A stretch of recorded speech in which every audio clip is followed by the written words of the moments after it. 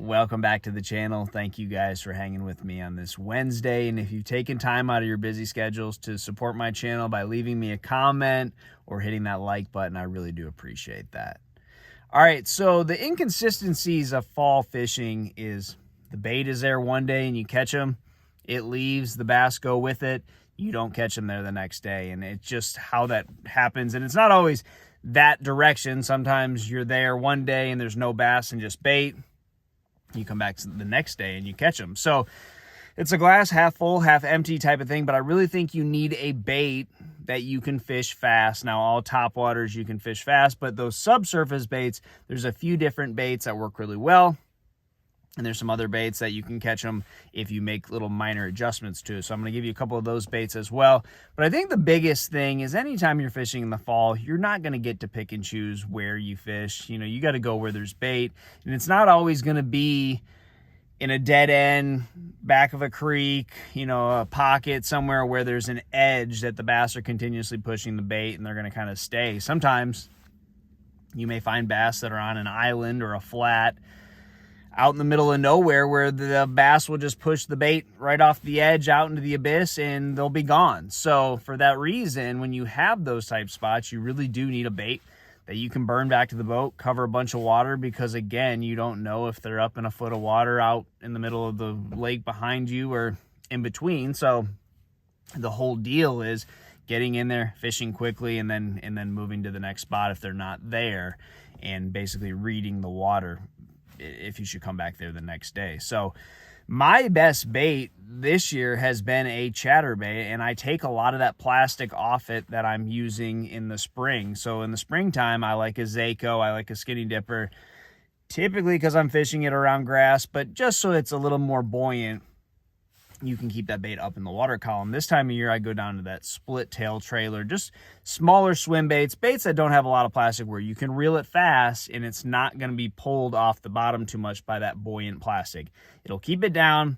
And even if you're in 2 feet of water, maybe go down to the 3/8 size, but less plastic on a chatterbait. Now, a new bait that a lot of people have been talking about that I really have been fishing a lot since April, I just haven't mastered it, so I haven't done a video on it, but is a swank and a hybrid hunter. And I like that hybrid hunter shallow when I'm in like 2 feet of water or less.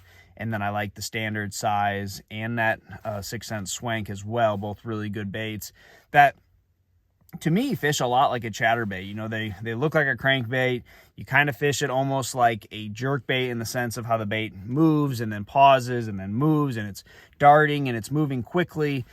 And that's perfect for this time of year because the bass really aren't getting a good look at it. And it basically does everything you can do with a chatterbait, but has a little different sound, obviously a different profile, and treble hook. So it's kind of best of both worlds, but I really like that bait this time of year, and you can wind it as fast as you can turn your hand and the bait's not going to turn over. It's not, you know, it's not going to lose its allure. It's still going to be doing what it's supposed to do. So I really like that bait, and you gotta just be patient in when you are in an area, but reading the water quickly and thinking, you know, there's either nothing here or they've just moved too far away.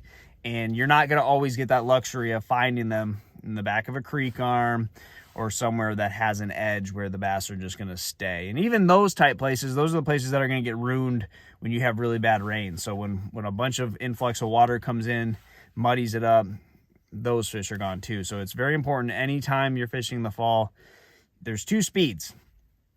You fish really fast and figure out if this is on or if this is working and go somewhere else.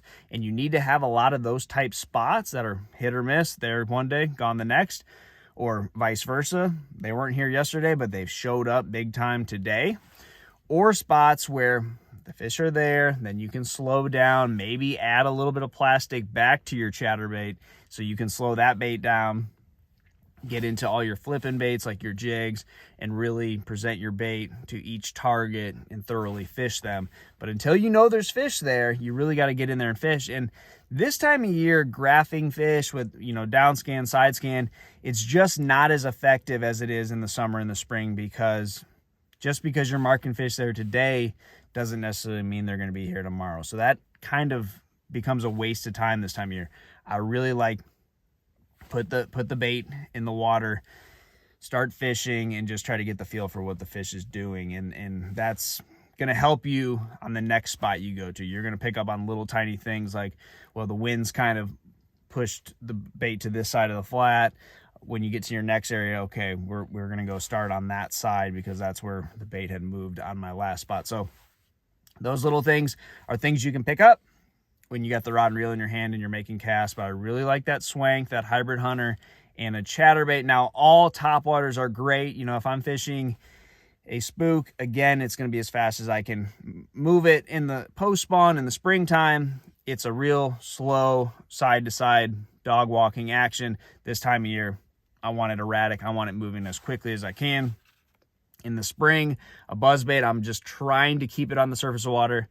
This time of year, I'm winding as fast as I can. I do not want the bass to get a good look at it. And if you look at the bait, it's moving quickly, and I don't think it takes a whole lot to entice these bass, you know, unless, you know, they've already been in a group for a while, and then you got to get the perfect bait to them and all that. But I think a lot of times those bass are just up there feeding. They're eating everything they can, and it's all about just getting a bait to them that looks natural and real. So that's what I'm looking for this time of year.